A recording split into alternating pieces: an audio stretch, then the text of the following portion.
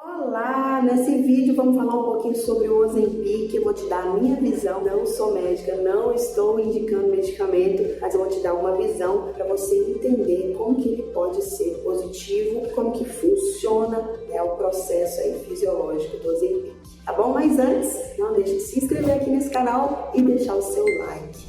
Bora então, galerinha do YouTube, vamos entender qual é a função desse Ozempic, por que essa caneta é milagrosa, né? É milagrosa? Será que não existe milagre, né, gente? Mas vamos entender o processo fisiológico. Você já ouviu falar sobre pico de insulina, alimentos de alto índice glicêmico?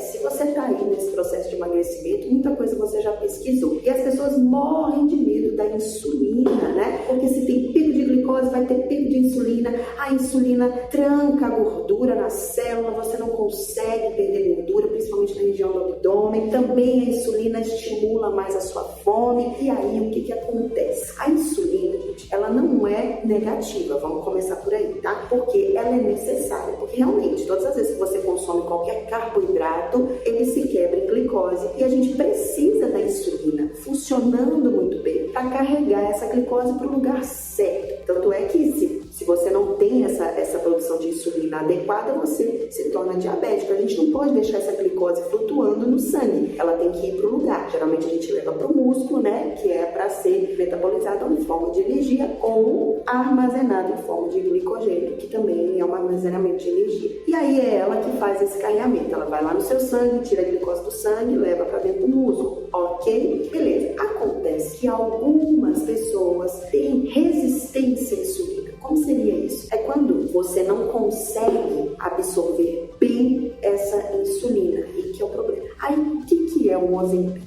Ele aumenta a sua sensibilidade à insulina. Então, quando você aumenta a sensibilidade à insulina, ela faz bem a função que ela precisa fazer lá dentro do seu organismo. Então, quando você se alimenta de alto índice glicêmico ou qualquer outro alimento que vai virar glicose do seu sangue, essa insulina é disparada pelo pâncreas, ela pega essa molécula de glicose, leva e não tem trabalho nenhum para fazer a função dela. E tá tudo certo. Isso aconteceria sem o Ozempic se você fosse uma pessoa que tivesse sensibilidade.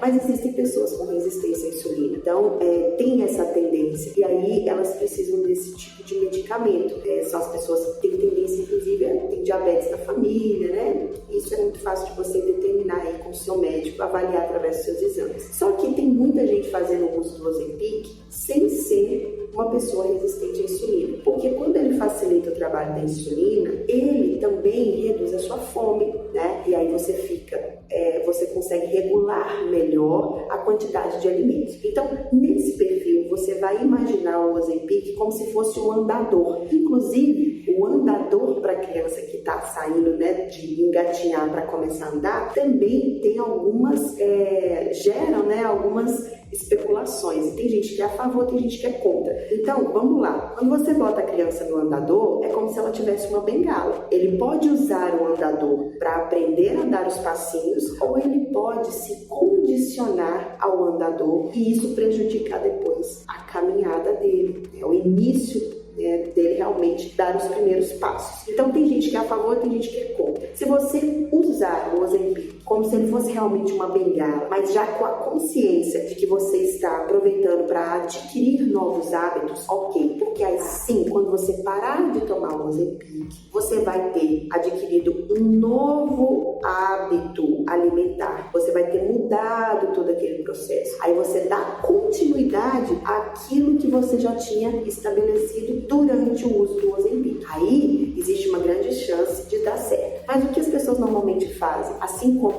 com qualquer outro remédio para emagrecer, elas usam o remédio como bengala, mas elas colocam toda a responsabilidade naquele medicamento. Fez o uso, emagreceu, parou de usar, elas retomam aos hábitos anteriores ao medicamento. Aí é um tiro no pé, porque se você voltar aos hábitos anteriores, você não aproveitou, né, esse período de uso para você adquirir novos hábitos, aí a chance é que você vai engordar de novo. Porque se você é uma pessoa que tem resistência à insulina, quando você tira o Ozempic, você continua sendo uma pessoa de resistência à insulina, tá? Aí, agora vamos falar assim, por meios naturais, como seria possível, Flávia? Eu não quero usar nenhum tipo de medicamento. É possível? Ou eu preciso usar o Ozempic? Gente, Uma pessoa que tem uma certa resistência à insulina, ela tem que evitar essa produção. Então, dietas com perfil de carboidrato reduzido são mais adequadas para esse tipo de pessoa, porque se você evita o pico de glicose,